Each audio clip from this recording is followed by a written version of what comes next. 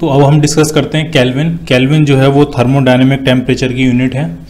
Temperature को हम kelvin में मेज़र करते हैं।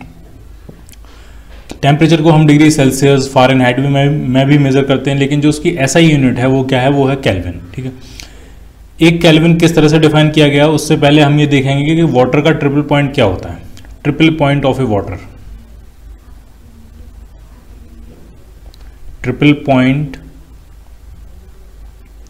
Of water.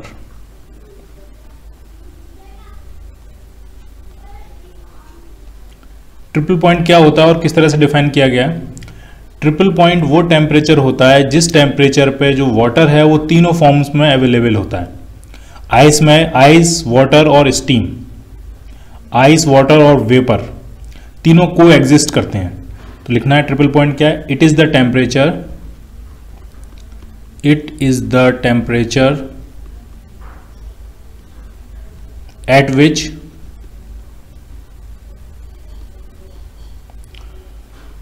ice, water and water vapors coexist. It is the temperature at which ice, water and water vapors coexist.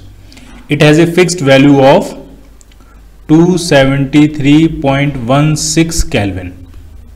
तो जो triple point का temperature हुआ TT, अगर इसको लिखें तो वो कितना है, वो कितना होता है, वो होता है 273.16 केल्विन। ठीक है, ट्रिपल पॉइंट के टेम्परेचर को हमने मान लिया है, कितना मान लिया है, 273.16 केल्विन। ठीक, तो एक केल्विन कितना होगा, तो जो एक केल्विन होगा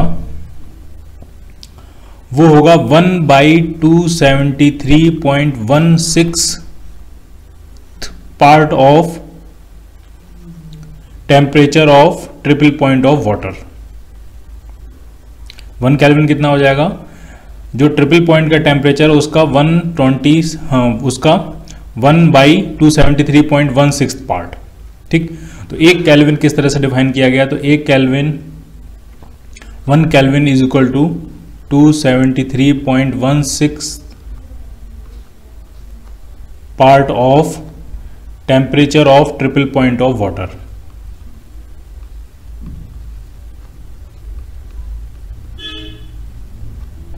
ट्रिपल पॉइंट ऑफ वाटर,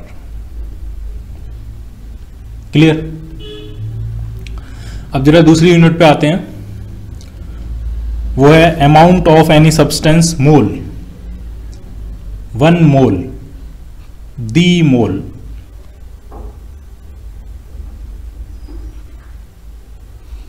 मोल की शॉर्ट फॉर्म क्या होती है, सिंबल क्या होता है, MOL। ठीक है, तो ये क्या है, किसी भी मैटर की क्वांटिटी की यूनिट है, unit of quantity of matter, unit of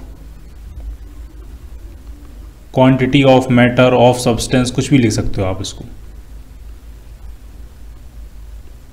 ठीक है, ढंग से समझना ये किस तरह से डिफाइन की गई है। 1 मोल, उससे पहले मैं आपको इनफॉर्मली पहले समझा रहा हूं इसको और फिर उसको फॉर्मली हम लिख लेंगे। ठीक है, ऐसे समझना है। 1 मोल में कितने एलिमेंट्स आते हैं, कितने एलिमेंट्री पार्टिकल्स आते हैं, कितने एटम्स, कितने मॉलिक्यूल्स, कितने आइंस आते हैं। ठीक है, 1 मोल जो नंबर है वो क्या है, वो बेसिकली है, अगर हम कार्बन 12, जो कार्बन 12 होता है, ठीक है, उसका 0.012 kg मास लें। ठीक है, प्योर कार्बन है कार्बन 12 और उसका कितना मास लिया हमने, 12 ग्राम। ठीक है, 0.012 kg, इतना मास लिया है। इतने मास कार्बन 12 में जितने नंबर ऑफ एटम्स होते हैं, जितने नंबर ऑफ कार्बन एटम्स होंगे, उस नंबर को हम कहते हैं 1 मोल। ठीक, कार्बन 12 के, कार्बन का फॉर्मूला क्या होता है, C6C12। 6 क्या होता है, ये होता है एटॉमिक नंबर और 12 क्या होता है, उसका मास नंबर, एटॉमिक मास। ठीक है, कार्बन 12 के अंदर 6 इलेक्ट्रॉन्स होते हैं। ठीक है, और उसके न्यूक्लियस के अंदर 6 प्रोटॉन होते हैं और 6 न्यूट्रॉन होते हैं। 6 प्रोटॉन होते हैं, 6 न्यूट्रॉन होते हैं, उसके चारों तरफ 6 इलेक्ट्रॉन मूव कर रहे होते हैं। ये होता है कार्बन 12। ठीक है, तो कार्बन 12 को आपने कितना मास लिया, प्योर कार्बन 12 को कितना मास लिया, 0.12 kg, 12 ग्राम लिया है सिर्फ हमने। और उसमें जो नंबर ऑफ कार्बन एटम्स होंगे उसी नंबर को हम कहते हैं 1 मोल। ठीक, अगर आपसे पूछा जाएगा और वो नंबर आता कितना, उस नंबर का एक और नाम होता है, उसको हम कहते हैं एवोगाड्रो नंबर। उसको Na से रिप्रेजेंट करते हैं, क्या नाम है इसका, एवोगैड्रो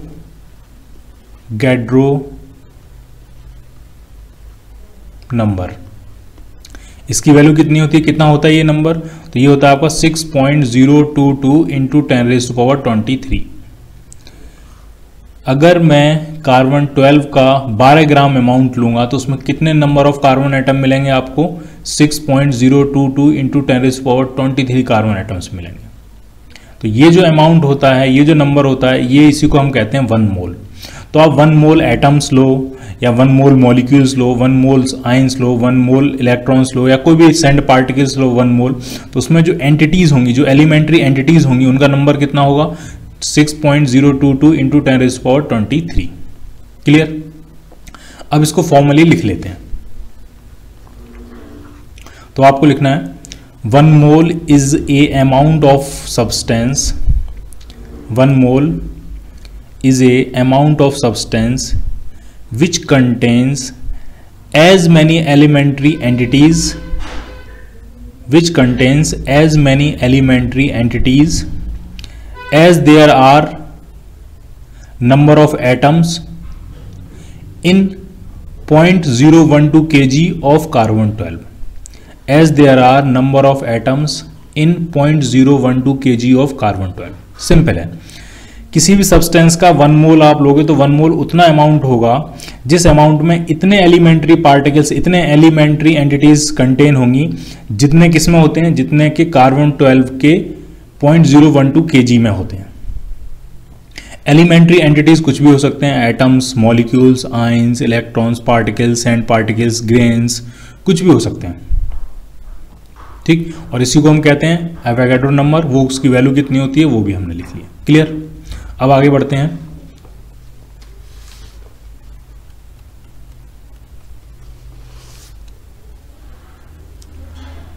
जो लास्ट यूनिट है वो है कैंडेला। कैंडेला किसको मेजर करने की यूनिट है, किस फंडामेंटल फिजिकल क्वांटिटी को मेजर करने की यूनिट है, तो वो किसको मेजर करती है, वो करती है ल्यूमिनस इंटेंसिटी।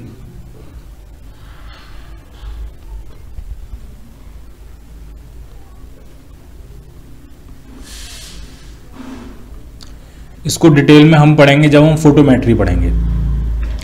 ऑप्टिक्स के बाद जब हम फोटोमेट्री पढ़ेंगे तब हम इसको डिटेल में पढ़ेंगे, तभी आपको ये बेहतर समझ में आएगी।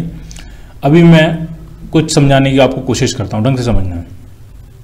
कोई भी ऑब्जेक्ट हो, हर ऑब्जेक्ट अपने टेम्परेचर के करस्पॉन्डिंग रेडिएशन एमिट करता है।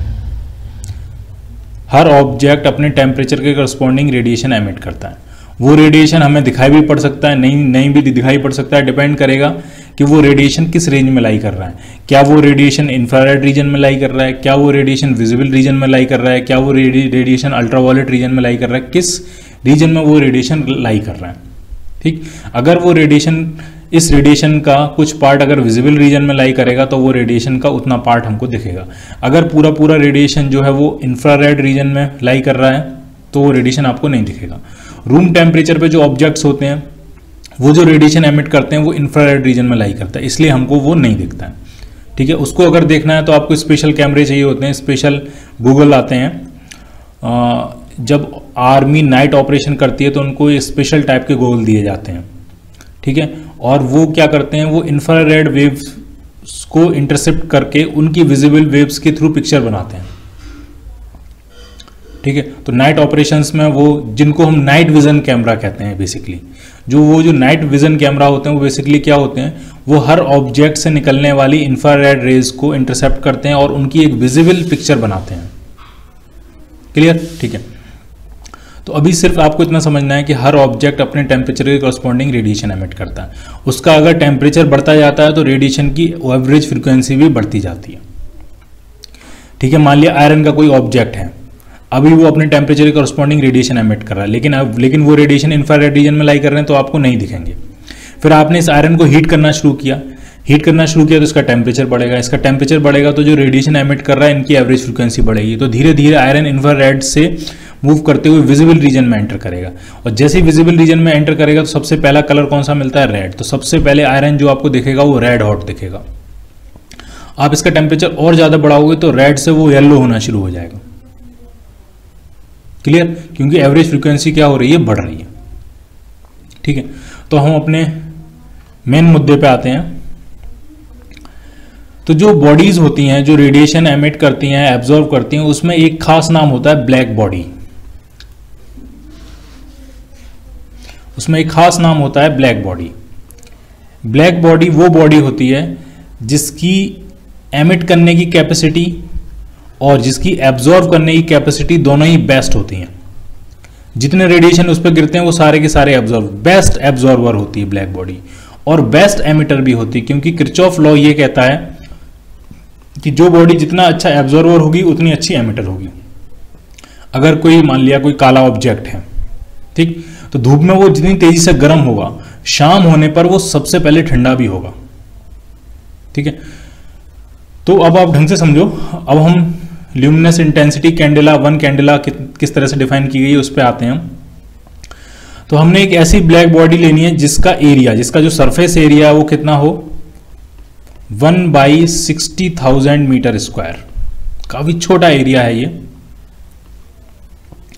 और उसका टेम्परेचर कितना हो, उसका टेम्परेचर हो 2042, टेम्परेचर काफी ज्यादा है, 2042 केल्विन।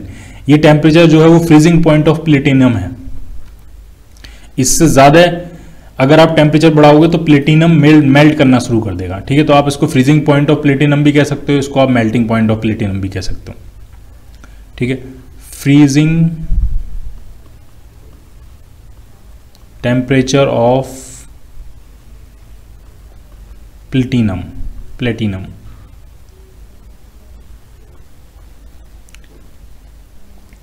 इस टेम्परेचर पर वो ब्लैक बॉडी है। ठीक, कितने प्रेशर पे है, तो इसके अराउंड जो प्रेशर है वो है 1 एटमॉस्फेरिक प्रेशर के अप्रोक्सीमेट बराबर है 101,325 न्यूटन पर मीटर स्क्वायर। ठीक है, इस टेम्परेचर पे, इस प्रेशर पे, इतने एरिया की ब्लैक बॉडी की जो ल्यूमिनस इंटेंसिटी होती है उसी को हम 1 कैंडेला कहते हैं। और कैंडेला की शॉर्ट फॉर्म क्या होती है, 1 CD, 1 कैंडेला। ठीक है, बाकी जो डिटेल है वो हम जब फोटोमेट्री पढ़ेंगे तब पढ़ेंगे। अभी के लिए आप इतना समझ सकते हो। सबसे पहला कंसेप्ट क्या है कि हर ऑब्जेक्ट अपने टेम्परेचर के करस्पॉन्डिंग रेडिएशन एमिट करता है। ब्लैक बॉडी जो है वो परफेक्ट एमिटर होती है, परफेक्ट एब्जॉर्बर होती है। ठीक है, अपने ऊपर पड़ने वाले सारे रेडिएशन वो एब्जॉर्ब कर लेती है और उसी हिसाब से फिर वो रेडिएट भी कर देती है। ठीक है, तो एक ऐसी ब्लैक बॉडी कंसीडर करनी है जिसका इतना सरफेस एरिया हो, जिसका टेम्परेचर इतना हो, जिसके जो कि इतने प्रेशर पर रखी हो, तब उस ब्लैक बॉडी की जो ल्यूमिनस इंटेंसिटी होगी उसी को हम क्या बोलेंगे, 1 कैंडेला। क्लियर? तो ल्यूमिनस इंटेंसिटी की जो यूनिट है 1 कैंडेला, उसकी डेफिनेशन आपको लिख लेनी है। 1 candela is the luminous intensity in the perpendicular direction of 1/60,000 meter square area of a black body at freezing point of platinum, bracket में लिख देना है 2042 kelvin, under A pressure of 101,325 Newton पर मीटर स्क्वायर।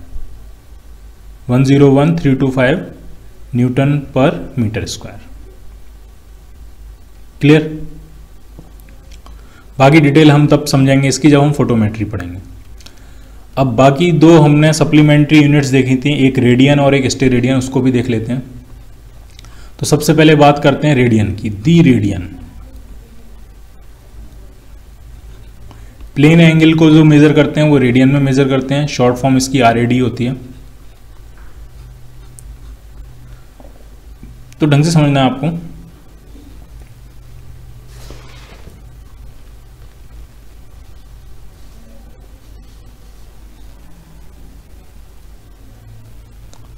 मान ले ये circle का थोड़ा सा हिस्सा है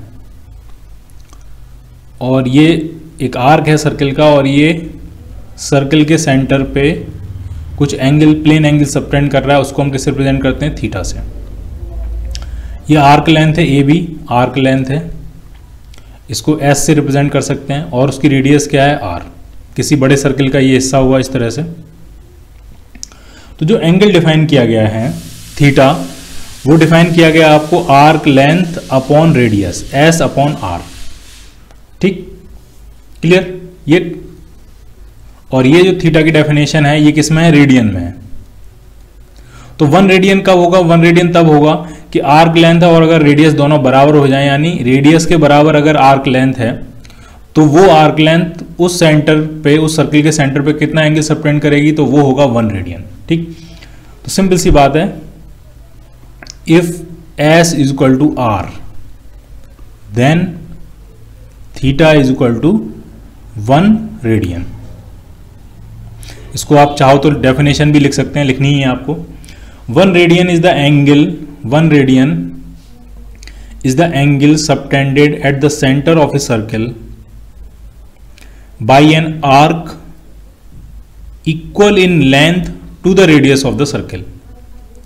1 radian is the angle subtended at the center of the circle by an arc equal in length to the radius of the circle. ठीक, वो होता है 1 रेडियन। ठीक, पाई रेडियन जो होता है वो 180 डिग्री के बराबर होता है।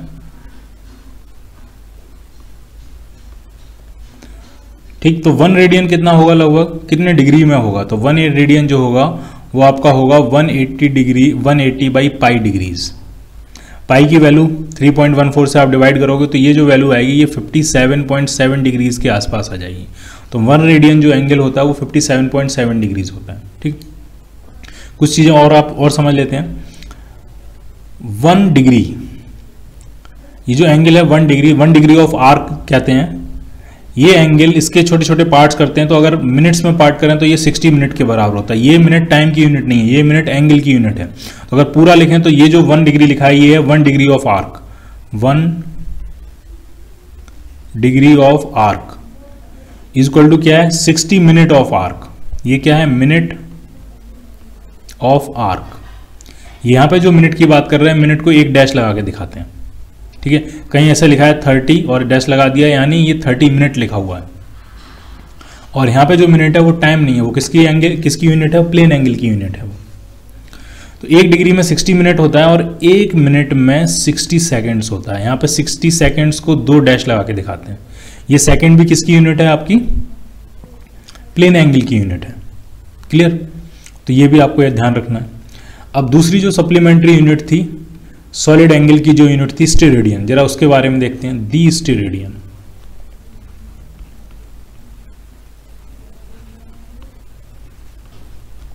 इसकी शॉर्ट फॉर्म क्या है, स्मॉल एस आर। तो पहले आप ढंग से समझो इसमें हो क्या रहा है।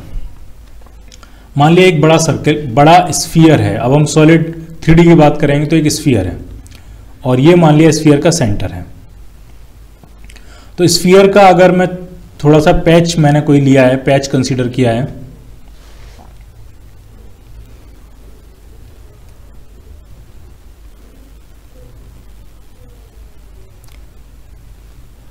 इस तरह से। ये जो मैंने पैच थोड़ा सा एरिया कंसीडर किया है,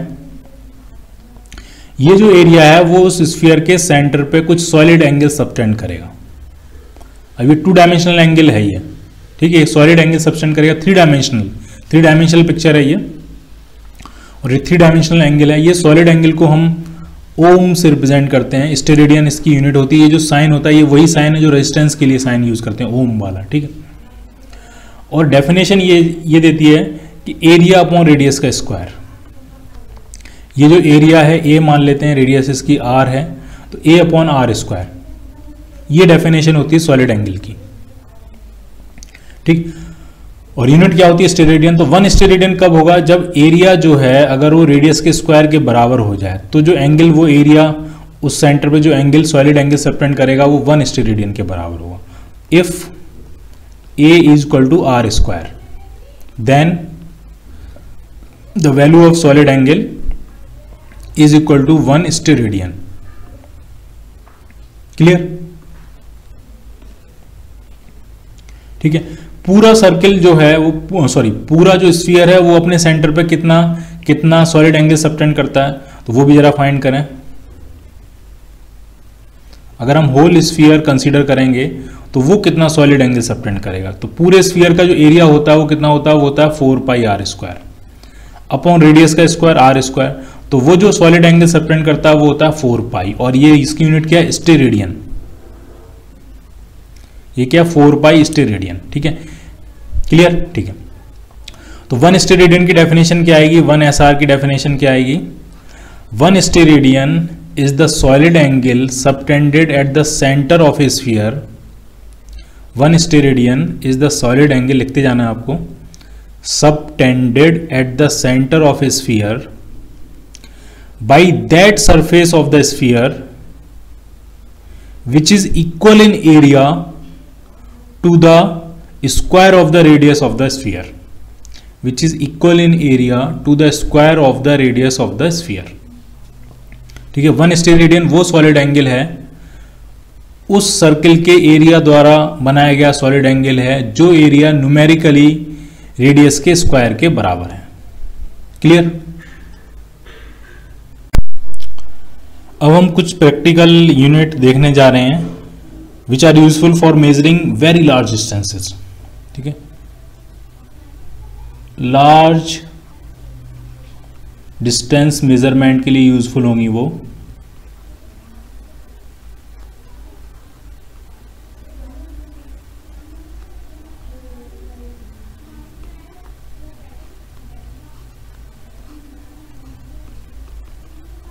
ठीक है, उसमें सबसे पहली जो है वो है astronomical unit.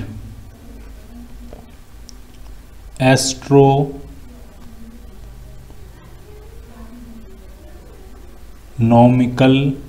Unit, short form इसकी है AU।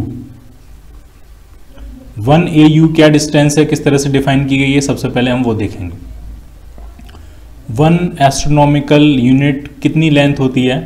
ठीक है, तो ये डिफाइन की गई है, इट इज द, लिखते जाना आपको, 1 astronomical unit, it is the average distance of the centre of sun from the centre of अर्थ।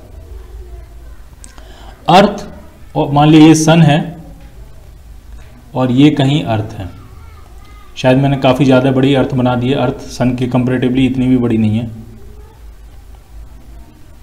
ठीक है, तो अर्थ के सेंटर और सन के सेंटर के बीच का ये जो सेपरेशन है, इसकी जो एवरेज वैल्यू है उसको हम कहते हैं 1 एस्ट्रोनॉमिकल यूनिट।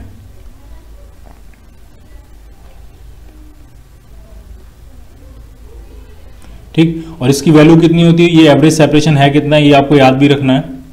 ये आपका होता है 1.49 इंटू 10⁻11 मीटर। इसको अप्रोक्सीमेट आप 1.5 इंटू 10⁻11 मीटर भी याद रख सकते हो। ये एवरेज डिस्टेंस है, क्योंकि हमें पता है सन के अबाउट अर्थ जो है वो इलिप्टिकल ऑर्बिट में मूव करती है। कभी अर्थ सन के बहुत पास होती है, रिलेटिवली पास होती है, और कभी अर्थ सन से रिलेटिवली दूर होती है।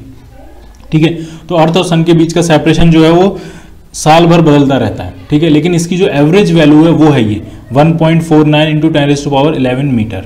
ठीक, एक चीज और मैं आपको बताना चाहता हूं यहाँ पे कि जनवरी जब होती है तब अर्थ सन के पास होती है, रिलेटिवली पास होती है, और जून के टाइम में अर्थ जो है वो सन से रिलेटिवली दूर होती है। अब आपको ये सोचना है कि जनवरी में तो ठंड होती है, और अर्थ सर बता रहे हैं कि अर्थ जो है जनवरी में सन के पास होती है, सन के पास होनी चाहिए तो उस टाइम तो गर्मी होनी चाहिए, और जून में सन बता रहे हैं कि सन से अर्थ दूर होती है रिलेटिवली, लेकिन जून में तो गर्मी होती है। तो ये क्या चक्कर है, तो ये आपके लिए होमवर्क है, ये आपको खुद से सोचना है। ठीक, जनवरी में अर्थ सन के रिलेटिवली पास होती है, जून में अर्थ सन से रिलेटिवली दूर होती है। ठीक, तो उसकी जो एवरेज सेपरेशन है वो है ये 1 एस्ट्रोनॉमिकल यूनिट। ठीक, दूसरा जो लॉन्ग डिस्टेंस मेजरमेंट के लिए दूसरी जो यूनिट काफी यूज की जाती है वो है light year. Light year LY से रिप्रेजेंट करते हैं इसको, स्मॉल LY। ये सिंपल है, एक साल में लाइट वैक्यूम में जितनी डिस्टेंस ट्रेवल करती है उस डिस्टेंस को हम 1 लाइट ईयर कहते हैं। ईयर देखिए, ये मत समझना कि ये टाइम की यूनिट है, तो ईयर देख के आपको ये नहीं समझना है कि ये टाइम की यूनिट है, ये डिस्टेंस की यूनिट है। और 1 लाइट ईयर कितनी डिस्टेंस होती है? It is the distance travelled by light in vacuum in 1 year. लिख लेना है आपको, it is the distance travelled by light in vacuum in 1 year. कितनी होगी ये डिस्टेंस?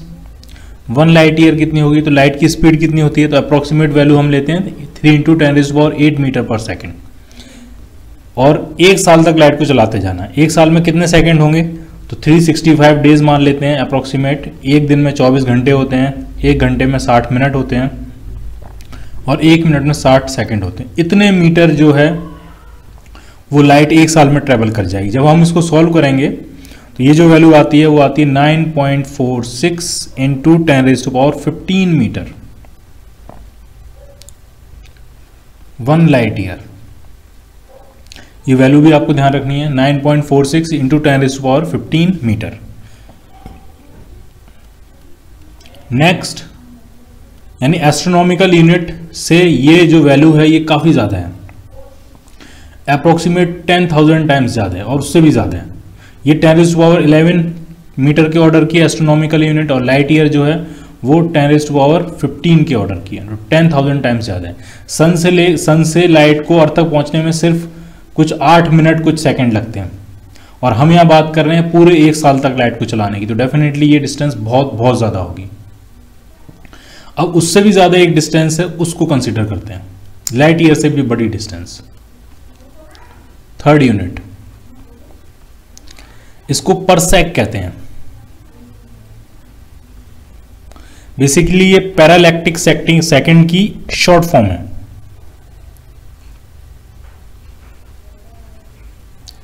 पैरालैक्टिक सेकंड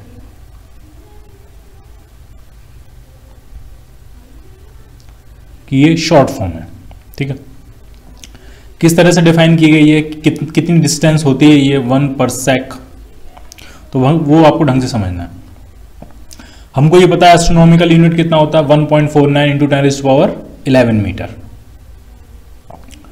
तो कंसेप्ट ये है इसमें कि अगर एक आर्क है, ए बी नाम दे देते हैं इसको, आर्क, और ये जो आर्क की लेंथ है ये 1 एस्ट्रोनॉमिकल यूनिट के बराबर है। और ये जो आर्क है ये जिस पॉइंट पे 1 डिग्री 1 सेकंड के बराबर एंगल सबटेंड करेगा, 1 डिग्री नहीं 1 सेकंड के बराबर जिस पॉइंट पे एंगल सबटेंड करेगा, ये जो एंगल है थीटा, ये कितना होना चाहिए? 1 सेकंड। 1 सेकंड जो होता है वो 1/60th मिनट होता है। 1 सेकंड को अगर डिग्री में लिखेंगे तो 1 सेकंड होता है 1/60th मिनट, और ये किसके बराबर हो जाएगा? 1/3600 डिग्री के बराबर। 1 डिग्री का भी 1/3600 पार्ट है ये। ठीक है, जितनी डिस्टेंस पे ये 1 एस्ट्रोनॉमिकल यूनिट के बराबर ये जो आर्क है वो 1 सेकंड के बराबर एंगल सबटेंड करता है, उस डिस्टेंस को हम 1 पैरालैक्टिक सेकंड या 1 पर सेक कहते हैं। उस रेडियस को, उस डिस्टेंस को क्या बोलेंगे? 1 पर सेक।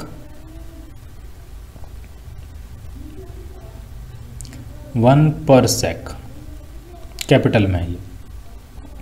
ठीक, अब जरा इसको सॉल्व करते हैं। तो थीटा जो होता है वो क्या होता है? Arc upon radius. हमको रेडियस चाहिए, रेडियस कितना हो जाएगी? रेडियस हो जाएगी आर्क अपॉन थीटा। और इंपॉर्टेंट बात यह है कि इस डेफिनेशन में ये जो थीटा होता है ये आपको किसमें पुट करना होता है? रेडियन में, ना कि डिग्रीज में। तो इसको हम, ये अभी 1 सेकंड को हमने किस में कन्वर्ट किया है? डिग्रीज में। इसको हम किस में और कन्वर्ट करेंगे? रेडियन में। तो रेडियन में कन्वर्ट करने का अच्छा तरीका ये होता है, डिग्रीज को पाई से मल्टीप्लाई करो और 180 से डिवाइड कर दो। तो अब ये पूरा क्या बन जाएगा? रेडियन। 1 सेकंड में इतने रेडियन होंगे। अब सॉल्व कर लेते हैं। आर्क जो है वो 1 एस्ट्रोनॉमिकल यूनिट है, यानी 1.49 × 10⁻11 मीटर, अपॉन थीटा जो है वो है आपका 1/3600 × π/180। जब आप इसको सॉल्व करोगे तो ये आपका आता है 3.08 इंटू 10⁻16 मीटर, ये लाइट ईयर से भी ज़्यादा है। इसको शॉर्ट अप्रोक्सीमेट 3.1 इंटू 10⁻16 मीटर लिख सकते हैं हम। ये है 1 पैरालैक्टिक सेकेंड, 1 पर सेक। तो लाइट ईयर में अगर कन्वर्ट करेंगे इसको,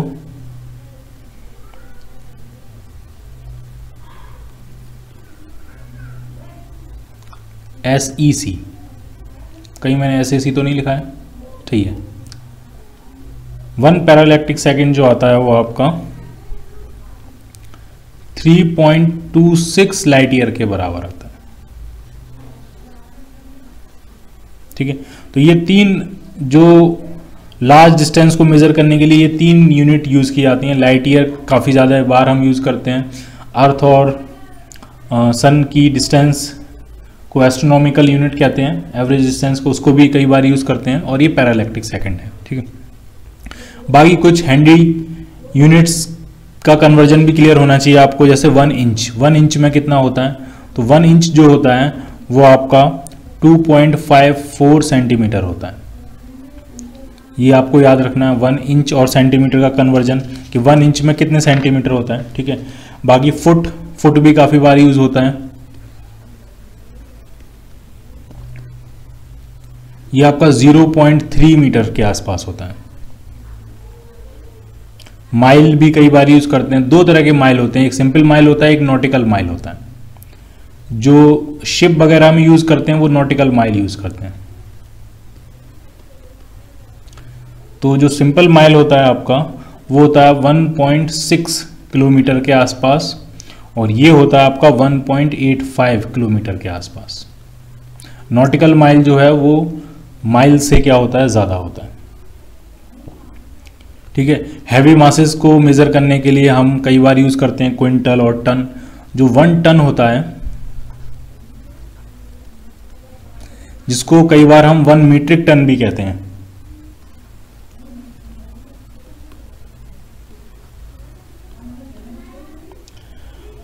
वो आपका 1000 kg के बराबर होता है। और क्विंटल कई बार हम यूज करते हैं, 1 क्विंटल जो है वो 100 kg के बराबर होता है।